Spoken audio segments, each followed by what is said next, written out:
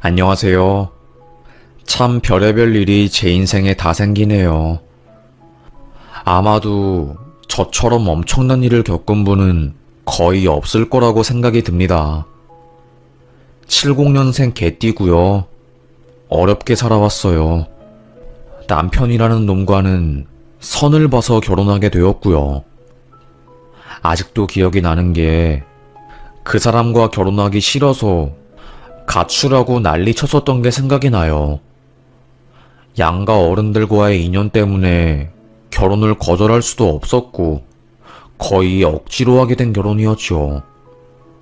아마도 제 나이대 사람들은 다 공감할 것 같네요.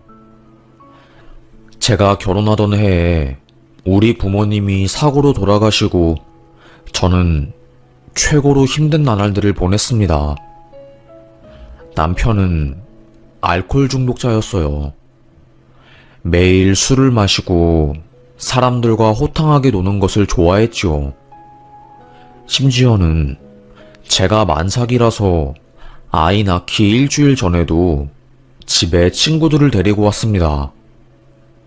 어이, 녹두전 좀 해봐.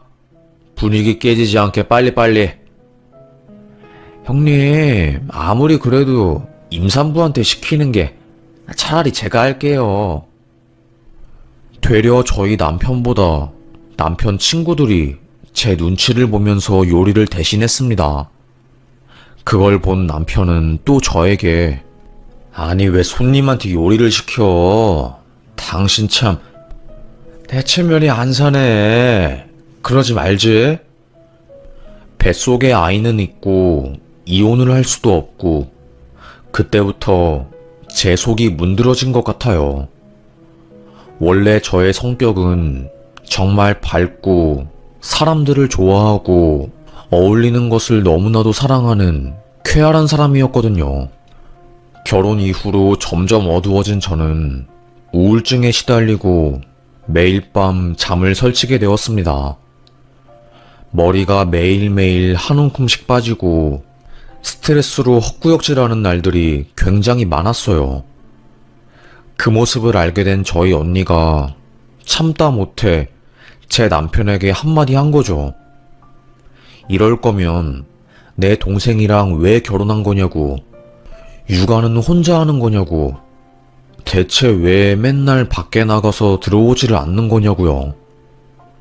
언니는 사법고시를 합격해서 변호사 활동을 하고 있었고 엄청 강단 있고 무서운 성격이었어요. 그리고 언니가 제 남편의 치부도 알고 있었기 때문에 남편은 언니에게 꼼짝 못했습니다. 그 이후부터는 그래도 제 눈치를 보긴 보더라고요. 맨날 새벽에 들어오던 사람이 12시 이전에 들어오고 애기도 보기 시작했으니까요. 제 나이대 사람들이 의뢰 그러듯이 저도 아이 때문에 결혼 생활을 유지했습니다. 아무리 힘들어도 애들을 보면 스트레스가 눈 녹듯이 사라지는 것 같았거든요. 그리고 아이를 남기고 죽을 수도 없는 노릇이었고요. 살다 보니 10여 년이라는 세월이 흘렀고 애가 중학교 2학년이 되었습니다. 생활비를 안 주는 남편 때문에 저는 설거지하는 일을 하고 다녔고 남편은 건설업에 종사하고 있었어요. 애 학원비부터 시작해서 준비물까지 전부 다 제 돈으로 나갔죠. 그러던 어느 날 갑자기 애가 기침을 심하게 하더라고요. 종서가, 너 무슨 일이니? 어디 아파? 왜 휴지에 피가 묻어 있어? 요즘 자꾸 기침을 하고 토할 것 같네. 감기인 건가? 얼른 약 먹고 푹 쉬어. 일주일이 지나도 아들의 몸 상태는 좋아질 기미가 보이지 않았어요. 어느 날 학교에서 전화가 왔습니다. 어머님, 종석이가 쓰러졌어요. 네? 갑자기 그게 무슨 말씀이세요? 종석이가 쓰러졌다니요. 그래서 어떻게 된 건데요? 학교에서 애들이랑 축구를 하다가 갑자기 기절을 했다고 하더라고요. 바로 119 불러서 병원으로 이송하긴 했는데 의사 선생님께서 정밀 검사를 해봐야 할 것 같다고 백혈구 수치가 안 좋다고 하네요. 심장이 쿵 하고 떨어지는 것 같았어요. 아들이 아프다는 이야기를 들으니까 손이 달달 떨리더라고요. 식당에서 설거지 알바를 하던 중에 받은 전화였기 때문에 저는 바로 사장님에게 달려갔습니다. 우리 애가 쓰러졌다고 하네요.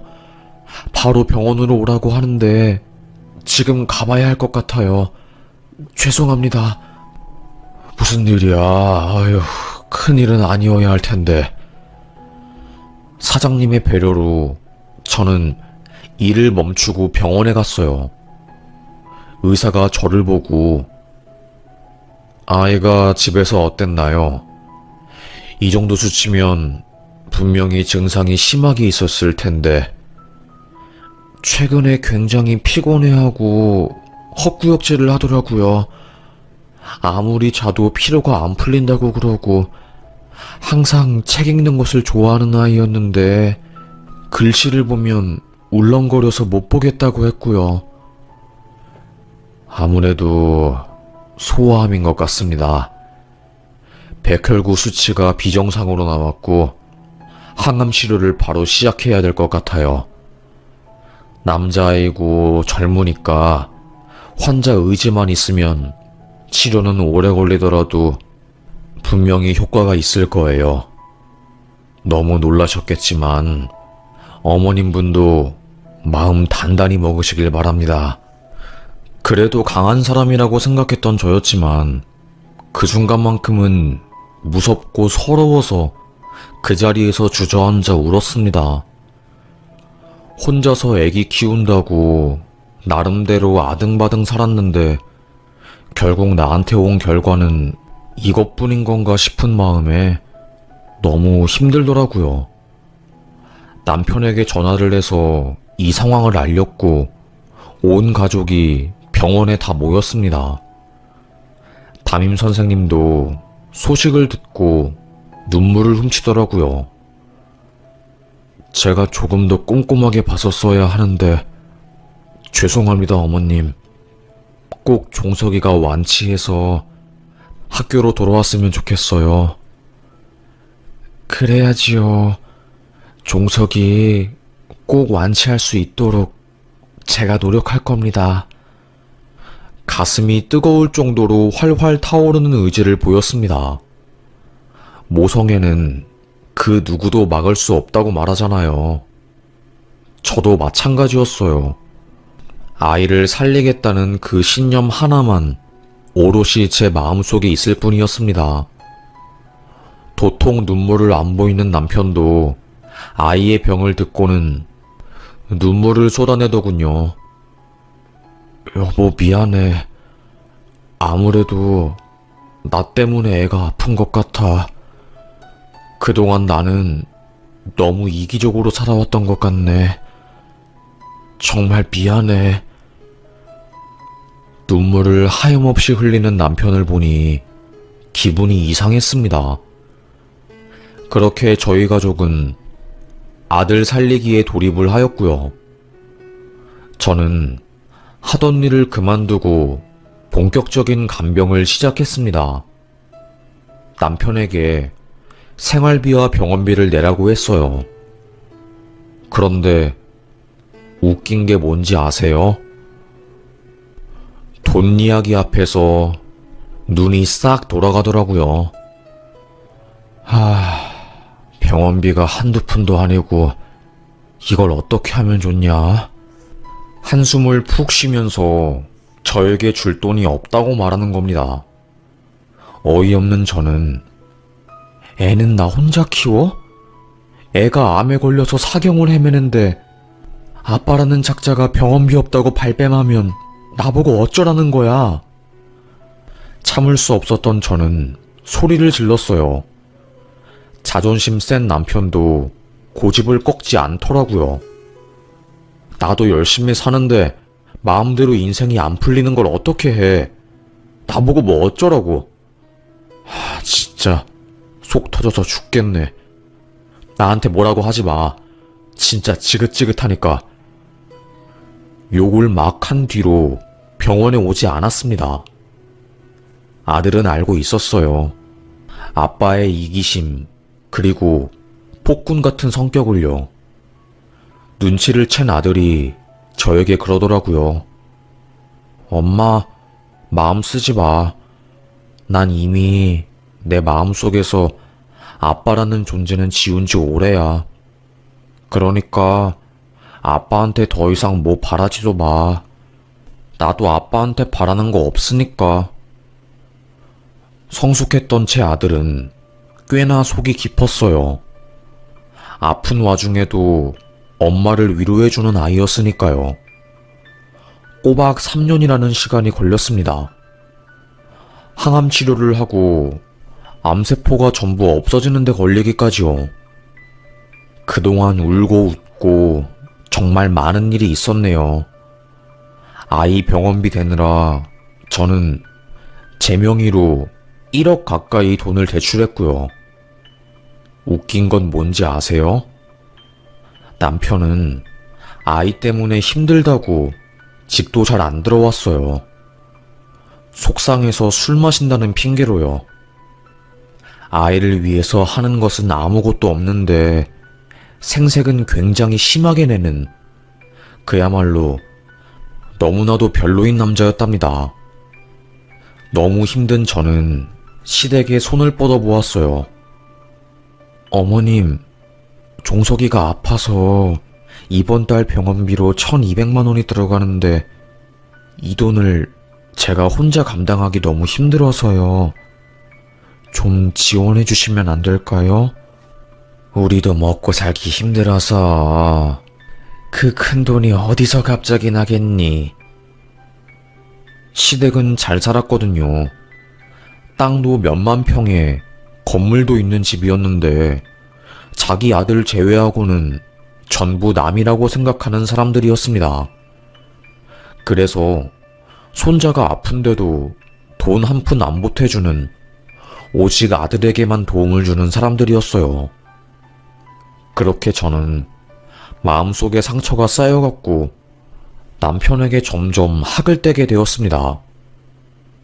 아들이 20살만 되면 기필코 반드시 이혼을 하리라 마음을 먹었고요.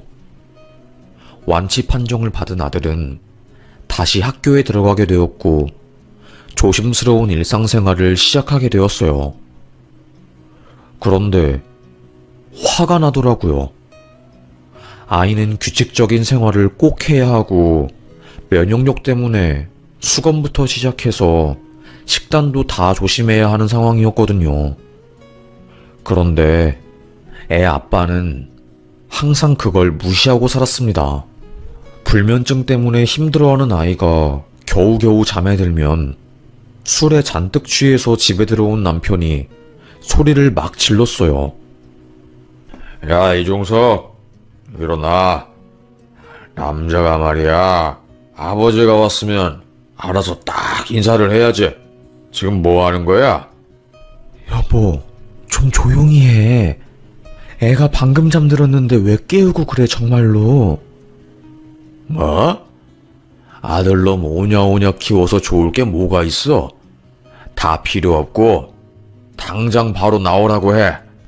술병을 던지고 술에 취해서 꼬장을 부리고 난리도 아니었네요. 애 전용으로 써야 하는 수건에 발을 닦는 것은 물론이고요. 결국 저는 남편에게 선언했습니다. 이혼하자. 이혼하자고. 이렇게는 못 살겠다. 나 정말로 많이 참았거든? 어디까지 참아야 하는지 모르겠어. 이 정도면 된 것 같다. 남편은 얼빠진 표정을 짓더라고요. 저는 이혼 선언 이후부터 제 멋대로 살았습니다.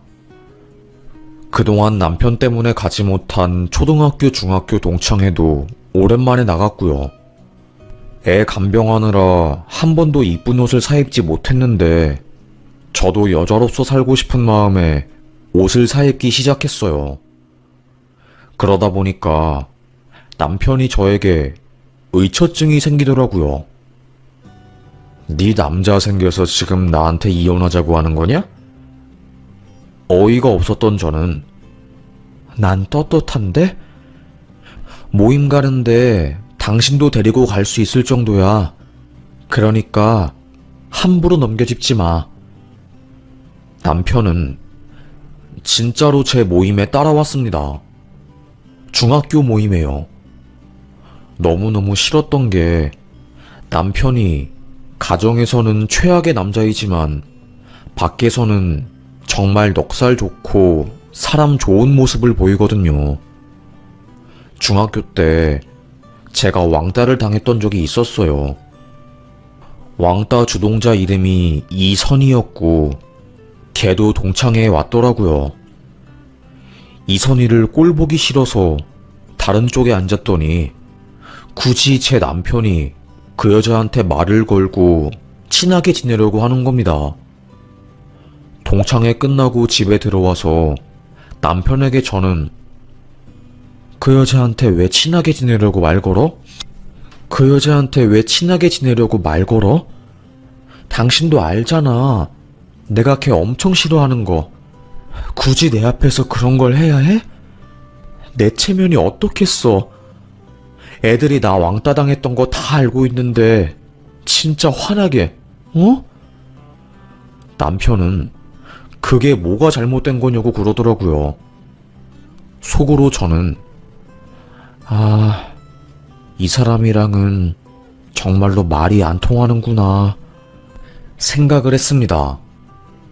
애도 아빠 때문에 힘들어하고 저도 남편 때문에 속을 너무 많이 썩혀서 더 이상 질질 끌지 말아야겠다 생각을 했어요. 그래서 이혼 변호사를 찾아가서 상담을 받고 변호사 선임을 고려하고 있었죠. 그러다가 사건이 발생한 겁니다. 집으로 대출 이자금 관련한 통지서가 하나 날아왔어요. 이게 뭐야? 나 몰래 언제 대출을 한 거야? 우편물을 뜯어보니까 제1금융권에서 5억, 2금융권에서 집을 담보로 6억, 그리고 사채까지 해서 총 13억을 대출한 거였습니다. 저 몰래 이자를 내다가 제가 우연히 그 통지서를 보게 된 거고요. 너무 놀랐어요. 사람이 놀라면 사고가 아예 정지가 되더라고요. 뭐라고 말을 해야 할지. 한참을 멍하게 앉아있다가 시계를 보니까 2시간이 지나 있더라고요. 남편이 올 때까지 가만히 기다렸습니다. 그리고 밤 11시가 지나서 술에 취한 남편놈이 집에 들어왔더군요. 싸늘하게 거실에 앉아 있었어요. 배고파. 나 속 아프니까 뜨거운 국물 좀 줘봐. 저는 바로 냉장고에 있는 차가운 콩나물국을 꺼내서 식탁에 놓았습니다. 네가 데펴 먹어. 그리고 밥 다 처먹었으면 거실로 와. 뭐라고? 지금 나랑 장난해? 네가 차려 먹어? 뭔 말 같지도 않은 소리를 하고 있어? 당신 술 마셨어? 저는 남편에게 통지서를 보여줬습니다. 빚 독촉장을요. 남편의 동공이 흔들리더라고요. 어디서 났어? 이걸 왜 찾아보고 난리야? 왜 남의 걸 뒤지고 그러냐고? 내가 뒤진 게 아니라 우편함에 꽂혀 있더라. 당신 왜 나한테 말도 없이 10억 넘는 돈 빌렸어? 그 돈 다 어디다가 썼어? 솔직하게 말해. 거짓말 치지 말고 다 말해. 지금 나 장난하는 거 아닙니까? 어디다 쓰긴. 종석이 병원비로 한 푼 두 푼 쓰느라 대출받은 거지. 그 말을 듣는 순간 머리통에서 기차 뚜껑이 열리는 줄 알았습니다. 아들 병원비 내느라 제가 빚 1억을 지게 되었고, 간병부터 시작해서 돈 드는 모든 것을 제가 감당했는데, 이제 와서 아들 병원비 때문에 돈을 빌렸다는 게 너무 기가 막히더라고요. 저는 어떠한 말도 하지 않고 바로 식탁 위에 있는 냉콩나물국을 들어서 남편의 얼굴에 퍽 쏟아버렸어요. 그리고 텅 비어버린 스테인리스 냄비로 남편의 등허리를 팍팍 때렸습니다. 그놈 자식 몸에는 콩나물부터 시작해서 고추까지 범벅이 되어 있었어요. 너 진짜 미친놈이구나. 어디서 병원비를 들먹여? 종석이는 내가 혼자 키웠어. 애 아픈 거 핑계대지 말고 솔직하게 말해. 남편은 욕을 막 저에게 내뱉더니 갑자기 핸드폰이랑 지갑을 챙겨서 밖으로 나갔어요. 그날 이후로 그놈은 집에 들어오지 않았습니다. 원래도 말없이 3일씩 집에 안 들어오는 사람이라 그날도 역시 그런 줄 알았어요. 그런데 일주일이 지나도 집에 돌아오지 않았습니다. 시댁에 전화를 해봤어요. 어머님, 종석 씨랑 혹시 연락돼요? 모르겠다, 난. 너네들 싸웠니? 아무것도 모른다는 말투로 어머님은 되려 저에게 질문을 하더라고요. 슬슬 애가 타기 시작했습니다. 전화를 해도 전화기가 꺼져 있다고 하고 어디로 간지 알 수가 없으니까 미치겠더라고요. 그 사람이 싫기는 했지만 이런 식으로 사이가 나빠지는 것을 원한 것은 아니었어요. 결국 저는 경찰에 실종 신고를 냈습니다. 경찰도 처음에는 다 큰 성인이 집을 나간 거니까 시간이 지나면 돌아올 거라고 생각을 해서 수사를 제대로 안 했어요. 그냥 집을 나간 것도 아니고 부부싸움 이후에 집을 나간 거기 때문에 충분히 명분이 있다고 생각한 거고요. 하지만 2주일이 지나도 연락이 안 되기 시작하자 핸드폰 추적부터 시작해서 실종 수사에 돌입하게 되었습니다. 한강에서 마지막 행적이 보였고요. 경찰은 빚 때문에 극단적 선택을 한 걸로 추정을 하고 있더라고요. 그렇게 미웠던 사람이었는데 한순간에 제 눈앞에서 사라지고 행방을 모르게 되었으니 속이 썩어 문드러지더라고요. 시댁에서도 이게 어떻게 된 일이냐면서 난리를 쳤고요. 시간은 흘렀지만 그 사람은 나타나지 않았습니다. 그날 집을 나간 이후로 저는 안방에 들어가지도 않았어요. 너무 슬프고 힘들어서요. 죽이고 싶을 만큼 미운 사람이긴 했지만 그 정도로 힘들어하길 바랐던 것은 아니었거든요. 그리고 아직도 그 많은 돈을 빌린 이유를 알지도 못하는 상황이었고요.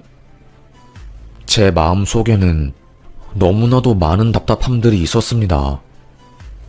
남편이 실종된 지 5년이 흘렀고 경찰에서 전화가 왔어요. 실종 선고 재판을 할 거냐고요.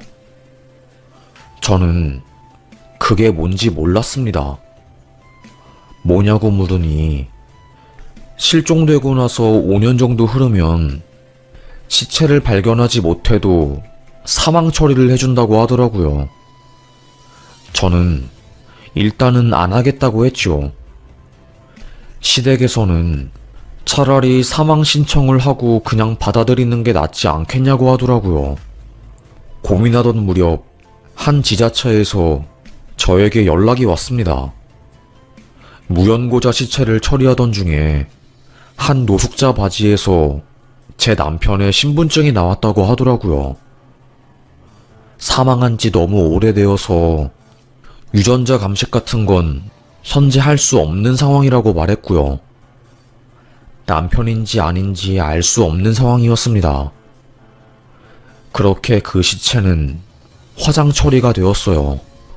고민을 하던 중에 저는 실종 선고 재판을 청구하게 되었고, 괜히 찝찝한 마음에 그 유골함을 제가 인계받았어요. 혹시 남편일 수도 있으니까요. 유골함을 인계받고 실종 선고 재판을 하면서 주변 사람들이 저에게 그러더라고요.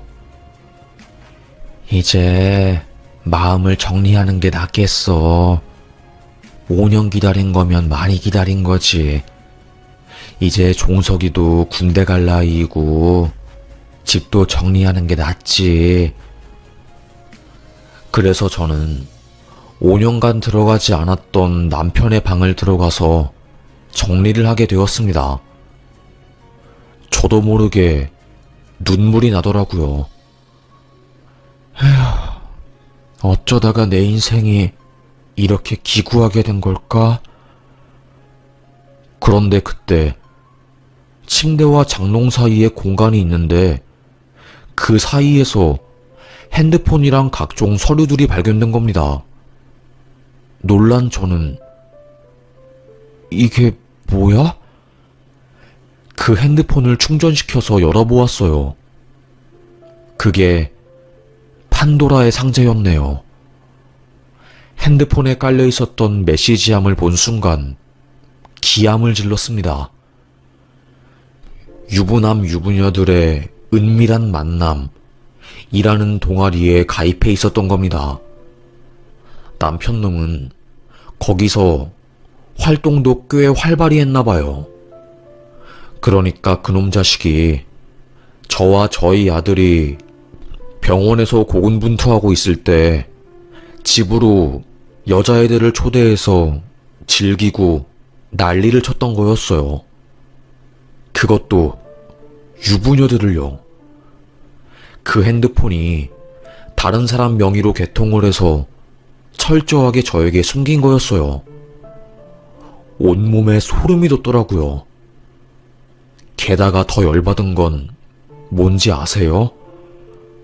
남편과 제가 제 중학교 동창회에 함께 갔었잖아요. 그때 제가 너무너무 싫어하는 저를 왕따시킨 이선이랑 막 친하게 말하고 그랬다고 했잖아요. 그 이선이랑도 잠자리를 했었더라고요. 남편이 이선희의 연락처를 물어봤고 저 몰래 둘이서 그렇고 그런 사이로 발전한 거였어요. 끝까지 저를 괴롭히지 못해 안달난 놈이었네요. 그 문자와 흔적들을 전부 본 순간 참을 수 없는 분노가 올라왔습니다. 그동안은 불쌍하고 측은지심에 널 용서해 주려고 했는데 정말 못 참겠다. 어디서 죽든 말든 네가 알아서 해. 이제 내 인생에서 네 같은 놈은 지워버릴 거니까. 저는 남편으로 추정되는 무연고자의 유골함을 들고 시댁에 찾아갔어요. 남편과는 이제 끝이니까 이 유골함 어머님이 버리든가 모시든가 알아서 하라고요. 거의 6년 만에 찾아간 시댁이었습니다. 아들과 함께 갔어요. 아들이 먼저 시댁 대문을 열었어요. 시골집이라서 그런지 대문이 잠겨있지 않더라고요. 신발을 벗고 집에 들어간 아들이 갑자기 소리를 지르는 겁니다. 아들 무슨 일이야? 깜짝 놀란 제가 시댁으로 들어간 순간 못 볼 걸 보고 말았네요. 죽은 줄 알았던 남편이, 실종된 줄 알았던 남편이 떡하니 거실에서 시모와 함께 밥을 먹고 있었던 겁니다. 두 눈을 의심했어요. 내가 본 게 맞나 싶었습니다. 결국 참다 못해 화가 난 아들은 손에 들고 있던 유골함을 거실에 팍 던지면서 깨트렸어요. 아버지, 지금 여기서 뭐 하시는 거예요? 대체 뭐 하는 거냐고요? 어디까지가 진실이고 거짓인 거예요? 실종된 사람이 왜 할머니네 집에 떡하니 있냐고요? 너무 화가 난 아들은 물건을 집어던지고 아빠 멱을 잡고 난리도 아니었어요. 시몬은 펑펑 울면서 내가 다 설명하겠다고 하면서 아들을 뜯어말렸지만 종석이는 분노를 참지 못했습니다. 남편의 멱살을 잡고 개 패듯이 팼어요. 정말로요. 왜냐하면 제 아들은 제가 얼마나 고생한지 잘 알았거든요. 전단지도 돌리고 사람 찾는다고 장대비가 내리는 날 비를 맞으면서 오들오들 떨며 난리를 쳤으니까요. 그런 사람이 아주 떡하니 시댁에 있으니 고삐가 풀릴만 하죠. 입안이 다 터져서 피를 내뱉는 남편이 말을 꺼내더라고요. 내가 다 설명할게. 저는 신발을 남편의 얼굴에 던지며 말했습니다. 네가 하는 말을 내가 어떻게 믿니? 구렁이 같은 놈의 말을? 다 필요 없고 앞으로 하고 싶은 말 있으면 수사관 통해서 말하는 걸로 하고 넌 이제 끝이다 진짜. 정신 나간 놈. 남편에게 욕을 내뱉고 아들 손을 잡고 시댁을 나왔어요. 그리고 바로 경찰에 신고했습니다. 실종된 놈이 멀쩡히 살아있다고요. 접수를 받은 경찰관이 시댁으로 출동해서 남편을 조사했지요. 그러던 중에 형사가 수상한 것을 알아냈나 봐요. 제가 실종 선고 소송 진행 중이었잖아요. 알고 보니 남편 앞으로 생명보험이 들어있었습니다. 사망할 시에 보험금으로 수억이 나오는 상황이었어요. 그리고 그 보험금 수령자가 제가 아니라 시어머님이었더라고요. 그제서야 조금씩 퍼즐이 맞추어지는 것 같았습니다. 알고 보니까 실종 선고로 사망 판정을 받으면 보험사에서는 보험금을 수령자에게 주게 되어 있다고 하더라고요. 요즘은 이게 악용이 엄청 많이 된다고 하더라고요. 5년만 없는 사람으로 살면 돈을 벌 수 있으니까요. 온몸에 소름이 끼쳤습니다. 결국 남편은 사기 관련으로 구속수사를 받게 되었고 수사를 통해서 그동안의 소름 끼치는 정체가 밝혀지게 되었네요. 저랑 아들이 암투병을 하고 있을 때 남편은 강남에서 술 마시고 약하고 유흥을 즐겼나봐요. 그러면서 유부남 유부녀 만남을 알게 되었고 아주 더럽게 논 거였고요. 계속 돈을 쓰면서 방탕하게 살고 싶은데 현실은 회사원이니까 눈앞이 캄캄해진 거고 범죄를 계획한 거였어요. 오직 돈을 위해서요. 그래서 자기 명의로 은행권에서 돈을 엄청 빌린 거였습니다. 안정적인 직장을 가지고 있으니까 1금융권에서 돈을 빌리는 것은 어렵지 않았어요. 집을 담보 잡았으니까요. 그리고 2금융권, 3금융권, 사채까지 해서 싸그리 끌어모아 10억이라는 돈을 만들어낸 거죠. 소름이 돋더라고요. 하지만 밀려오는 이자를 감당하지 못한 남편은 머리를 굴린 거죠. 실종 선고를 받으면 이자도 탕감할 수 있고 보험금도 나오니까 시댁 식구들이랑 머리를 맞대어서 계획을 짠 거였습니다. 와, 정말 하나의 영화 아닌가요? 저는 아무리 제 남편이라고 해도 이렇게 사악한 사람인 줄 그날 처음 알게 되었어요. 형사도 저에게 이걸 말해주면서 혀를 끌끌 차더라고요. 아들이 암에 걸렸는데 어떻게 아빠라는 사람이 이럴 수가 있어요? 아마 죄질이 나빠서 구속될 것 같네요. 철저하게 계획범죄라서요. 결국 남편은 구속되었고요. 1심에서 징역형을 받았어요. 지금은 2심 항고를 내서 재판을 기다리고 있고요. 보험회사 쪽에서도 남편에게 소송을 걸어서 옥중에서 지금 소송 준비 중인 걸로 알고 있습니다. 저는 남편에게 이혼 소송을 해서 지금은 법적으로 이혼인 상태네요. 아들은 저에게 엄마, 나는 이제 아빠 없는 사람으로 살려고. 저런 사람이 내 아빠라는 게 너무너무 소름 끼쳐.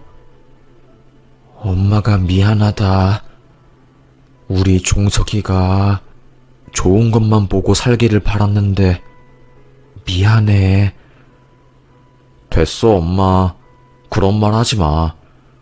엄마는 최선을 다했으니까. 아들과 껴안고 펑펑 울었습니다.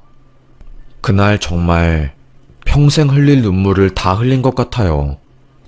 그렇게 한바탕 눈물을 쏟아내니까 그래도 마음이 조금은 진정이 되더라고요. 그리고 이선이, 저를 왕따시킨 그 여자애한테 상간녀 소송을 진행했어요. 중학교 애들 단톡방이 있거든요. 거기다가 말했죠. 이선이, 너는 옛날 버릇 못 고치는구나. 내 남자친구가 잘생겼다고, 그게 질투가 난다고 날 왕따시키고 나에 대한 헛소문을 내더니 결국에는 내 남편도 꼬시네? 평생 비밀로 가지고 갈 줄 알았지? 어림도 없어. 손바닥으로 하늘을 가리려고? 다 필요 없고 법의 심판을 받으러 가자. 바로 이선희 걔는 단톡방을 나갔더라고요. 애들 사이에서 무슨 일이냐고 난리가 났고 저는 한치의 거짓말도 없이 솔직하게 모든 것을 말해주었습니다. 제 남편과 이선희가 그렇고 그런 사이라는 것을요. 그러자 저 말고도 다른 피해자들이 한두 명씩 나오기 시작했어요. 그리고 그날 저는 애들에게 사과를 받았습니다. 이선희 말만 듣고 너를 왕따시켰는데 너무나도 미안하다면서요. 이상하게 사과를 들으니까 바보처럼 눈물이 나고 가슴 속에 쌓인 한 같은 게 전부 싹 풀리는 느낌이 들더라고요. 이렇게 간단하게 사과 한마디이면 내 마음속의 상처가 해결되었을 텐데 나는 그동안 너무나도 오랜 시간 동안 고통받았구나 싶었습니다. 서러웠어요. 인생이 뭐라고 이렇게 힘든 건지. 결국 언니한테도 제가 겪은 모든 것을 말해주었고 변호사인 언니가 사건을 함께 도와주면서 저는 주변 사람들의 도움을 받았습니다. 그동안 남들에게 민폐 끼치기 싫어서 힘든 일이 있어도 저 혼자 끙끙 앓면서 해결하려고 했는데 너무 힘드니까 그게 안 되더라고요. 이 사건을 계기로 다른 사람들에게 마음을 의지하는 법을 배웠고 힘든 일이 있어도 극복을 하고 일어서는 방법을 알게 되었습니다. 참 힘들고 쉽지 않은 인생이지만 버티고 버티다 보면 결국 상처는 잊힌다는 것을 깨달았네요. 워낙에 옛날 시절에 어른들의 강요로 원치 않는 결혼을 하게 된 게 제 인생을 평생 괴롭혔습니다. 아마도 저랑 비슷한 개띠분들은 이런 일들을 겪은 분이 있을 것 같아요. 저 혼자만의 이야기가 아니란 것을 알기에 저의 사연을 공유하고 싶었고, 이 이야기를 들으면서 조금이라도 위로가 되기를 바라겠습니다. 제 아들은 군대를 갔다 오고 지금은 번듯하게 직장을 자리 잡고 잘 살고 있네요. 엄마 혼자 키운 거랑 마찬가지인데 구김살 없이 잘 커주어서 얼마나 고마운지 모르겠습니다. 아들을 위해서라도 더 이상은 힘들어하지 않고 잘 살아보려고요. 나이만 많이 먹었지 마음은 아직도 어린가 봐요. 여리디 여린 저는 오늘도 어른이 되고자 공부하고 또 열심히 살아보려고 합니다. 여러분도 힘든 일이 있어도 인생을 놓지 않았으면 좋겠어요. 결국에 버티고 살다 보면 힘든 일들은 지나가더라고요. 그리고 영원한 상처도 없더라고요. 얼마 전에 법원에서 우편물이 하나 날아와서 심란한 마음에 고민을 하다가 저의 이야기를 함께 나누고 싶어서 이렇게 글을 쓰게 되었습니다. 그럼 저의 이야기를 이렇게 끝까지 들어주셔서 정말로 감사합니다.